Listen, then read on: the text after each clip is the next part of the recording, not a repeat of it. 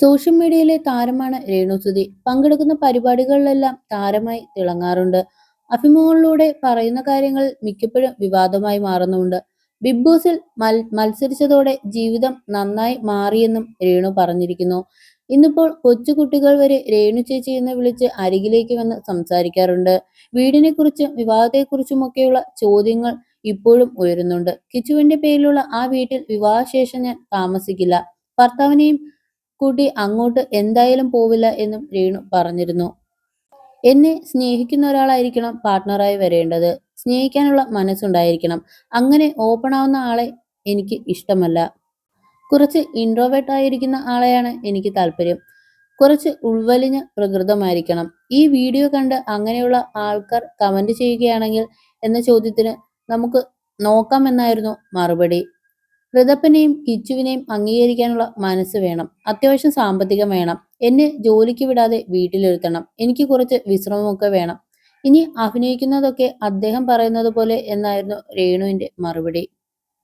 Living together ആണ് ഇഷ്ടമെന്ന് ഞാൻ പറഞ്ഞിരുന്നു. കല്യാണം വേണോ ലിവിൻ ടുഗദർ വേണോ എന്ന ചോദ്യത്തിന് ലിവിങ് എന്നാണ് ഞാൻ പറഞ്ഞത്.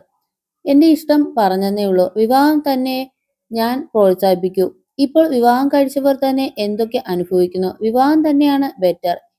എന്തെങ്കിലും പ്രശ്നം വന്നാൽ ഫാമിലിയിലേക്ക് ഓടിപ്പോവാം. ലിവിൻ ടുഗദർ ആണെങ്കിൽ അത് നടക്കില്ല. നമ്മളായിട്ട് തിരഞ്ഞെടുക്കുന്നതിനാൽ എന്തു വന്നാലും അനുഭവിക്കുക. ഞാനങ്ങനെ ലിവിങ് റിലേഷൻഷിപ്പിലൊന്നുമല്ല. സിറ്റുവേഷൻ റിലേഷൻഷിപ്പിനോടൊന്നും എനിക്ക് താല്പര്യമില്ല. അങ്ങനെ ചെയ്യുന്നവർ ചെയ്യട്ടെ. ഇനി ഞാൻ യുകെയിൽ പോകുമ്പോൾ കാമുകനെ കാണാൻ പോവുകയാണ് എന്നൊക്കെ നിങ്ങൾ പറയും. ഒന്നുമല്ല കേട്ടോ, ഇതൊക്കെ വെറും വിദ്യാധാരണയാണ്. ഇനി തിരുവനന്തപുരത്തെ ഉച്ചക്കടയെക്കുറിച്ചാണോ പറയുന്നത്? ഇനി അതും പറയാം. നിങ്ങളെല്ലാം ഞെട്ടും. പ്രണയവിവാഹത്തിലൂടെയായിരുന്നു സുധിയും രേണുവും ഒന്നായത്. നമ്പർ സംഘടിപ്പിച്ച് രേണുവായിരുന്നു സുധിയെ വിളിച്ചത്. ആദ്യ വിവാഹത്തെക്കുറിച്ചും കിച്ചുവിനെക്കുറിച്ചുമൊക്കെ സുധി രേണുവിനോട് പറഞ്ഞിരുന്നു. മകനെ തുടക്കം മുതലേ എന്റെ മകനായാണ് ഞാൻ കണ്ടത്. അവനും അമ്മയെന്ന് തന്നെയാണ് വിളിക്കുന്നത്. എപ്പോഴും ഞങ്ങളുടെ കാര്യങ്ങൾക്കായിരുന്നു സുജിച്ചേട്ടൻ പ്രാധാന്യം നൽകിയിരുന്നത്. ഷൂട്ടിങ്ങിൽ എത്തിയാൽ പോലും പാചകം ചെയ്യാനൊക്കെ കൂടും. വിശേഷ ദിവസങ്ങളിൽ ഞങ്ങൾക്കെല്ലാം പുത്തൻ ഉടുപ്പുകൾ വാങ്ങും. നിങ്ങളുടെ സന്തോഷമാണ് എനിക്ക് കാണേണ്ടതെന്ന് എപ്പോഴും പറയും. സ്വന്തമായൊരു വീടില്ല എന്ന വിഷമം അദ്ദേഹത്തെ അലട്ടിയിരുന്നു. അതിനുള്ള കാര്യങ്ങളെല്ലാം ചെയ്തു വരുന്നതിനിടയിലായിരുന്നു അപ്രതീക്ഷിത വിയോഗം. അന്ന് അഭിനയിക്കാനുള്ള അവസരങ്ങളൊക്കെ വന്നുവെങ്കിലും രേണു അതൊന്നും സ്വീകരിച്ചിരുന്നില്ല. ഇപ്പോൾ ജീവിക്കാനൊരു മാർഗം എന്ന നിലയിലാണ് ഇൻഡസ്ട്രിയിലേക്ക് ഇറങ്ങിയതെന്നും രേണു വ്യക്തമാക്കിയിരിക്കുന്നു.